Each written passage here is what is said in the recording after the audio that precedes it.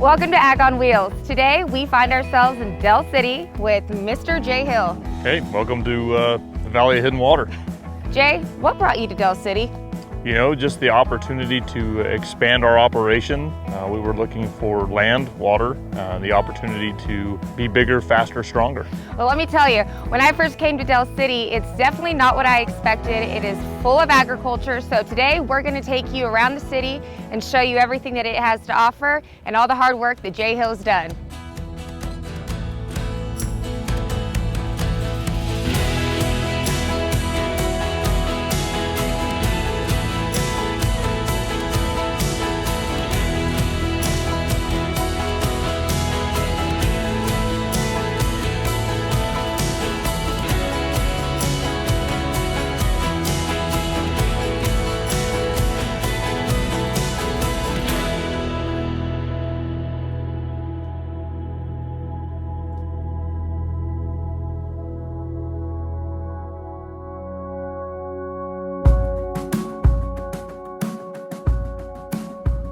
So Jay, most times when people hear the word farmer, they think that people are growing food.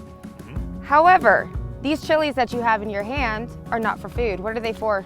No, so we grow a lot of chili peppers for cosmetics, for the color pigmentation that they'll use for lipstick, blush, things like that. We also do a specific chili pepper that will go on top of like Doritos to give them that dark color.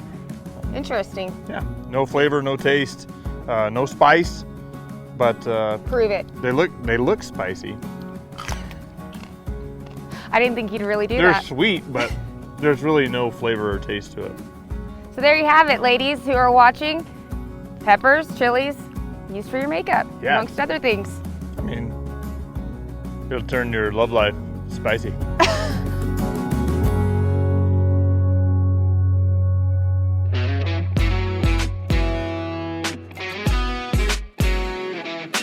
All right, Jay, so you're a man of many operations. Not only do you farm, but you have your bread and butter right here behind us. Tell me a little bit about where we're at. Yeah, so we're standing at our stack yard right now, and we actually have 21 of these large barns. We try to be the large box store for people that are feeding animals. So we want to make sure that we've got different sizes, different shapes. We want to make sure that our quality is matching whatever ration they're trying to feed. And so standing here at the stack yard right now, we just kind of go through and we lot out alfalfa based on client, based on quality, and based on size, making sure that their rations are done properly. Kind of like a toy store. Kind of like a toy store. Grocery store, whatever store you like to shop Grocery at. store for animals. Yeah, they have a wide variety. And so tell me who's standing next to me here. Yeah, so we've got our summer intern. This is Sarah Sawmiller, all the way from New York. And as we continue to grow as a company, it's really important that we don't let anything go by the wayside. And so we needed the iDotter and the T-Crosser, and so we're happy that we've got Sarah on with us. I love chasing Jay around all day and, you know, keeping his day straight. That's right. She's got to keep him in line. Let's be real. It's the woman that does all the work behind the scenes, right? That's right. That's right. You know it too.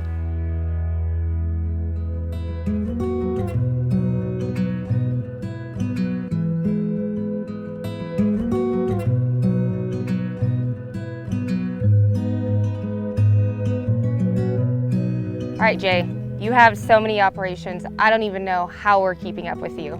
Tell us where we're at. So we are in an alfalfa field that we are chopping for the chaffé process. And you say it's hard to keep up with me, but it's really hard to keep up with my crew because the way that our operation runs is so dependent on good people. And behind the camera right now, we've got a whole group of them over there gawking and laughing at us, but at the same time, they do such a great job of making sure that we stay up with the size of this farm. They've got to run hard, and they got to be hot-blooded, and they do a good job of doing that. And I think that's also, too, a common misconception is people think it's just a farmer growing their food, and it really does take a whole team. So do you treat your team like a family? Are they family to you? Oh, it's pretty interesting because I like to give everybody a hard time. In a playful, joking way, but at the same time, I feel it's extremely important to have a relationship with each and every one of our team members. It's important that we don't lose sight of the fact that without them, there is no us, and without us, there is no food, and without food, there is no world. And so it's important to treat your team like family. Jay, Jay, explain to us the mechanics of how we get this into the Chaffee bag to the consumer. So it's a multi-step process. What we're doing is we are running a swather out here right now. He's laying down alfalfa. We'll get to an optimal window where we want to start to merge the hay together. The thing about the Chaffee process is we're wanting to keep leaf retention in the alfalfa, so we don't want it to get too dry too fast. So we will run the rake right in front of the chopper, and when it's ready to go, it's just like a scramble. The guys will sit there and get to the chopper and run over and get on the forage harvester, and then we'll start blowing the alfalfa after it's been chopped into a truck. Can you do that again? Chopper! And then, yeah.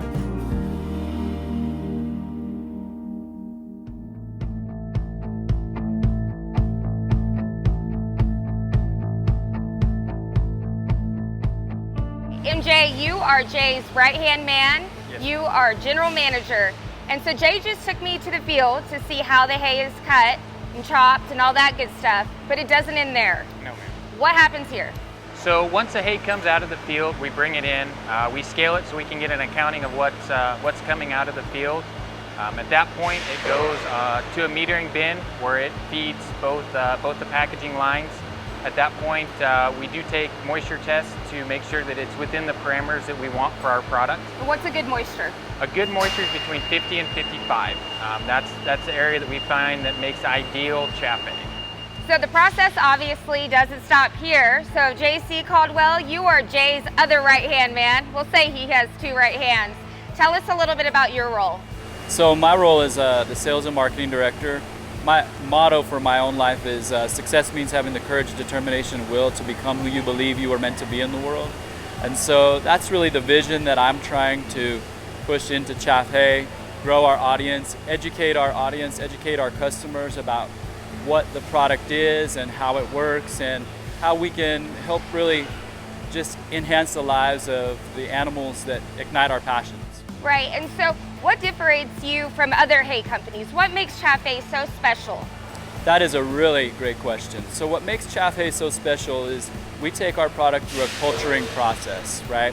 And so when you open up that bag, basically what happens is through the process is it changes the structural fiber of the alfalfa, right? And it makes it more digestible. So the total digestible nutrient that's available to the animal is higher, which means less waste, greater animal health, less gases, especially in your horse, so less sugar is going through the cecum and through the large intestine and large colon, right? And so it just is a better over animal health picture for your animal. So it takes a lot of moving parts to make that quality hay. Definitely. Yeah, I can see that. I'm blown away. So where do you see Chaffee in about 5 years? Hopefully we just expand our market. It would be great to sell close to 1 million bags. I made it a personal goal, me and my team, to feed over 1 million goats. There's 2 million goats in America, so we want to feed over 1 million goats Can you handle the in heat? the U.S. Oh yeah. So that's one of our personal goals.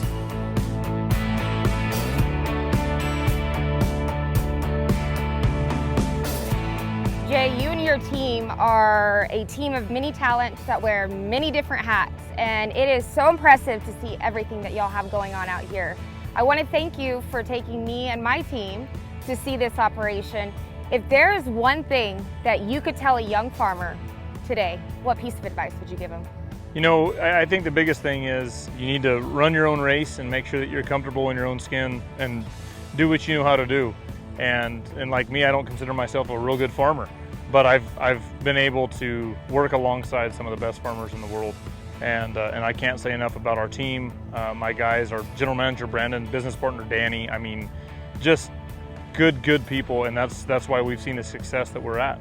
Well, till next time, where will I end up next? God bless, and we'll see y'all later.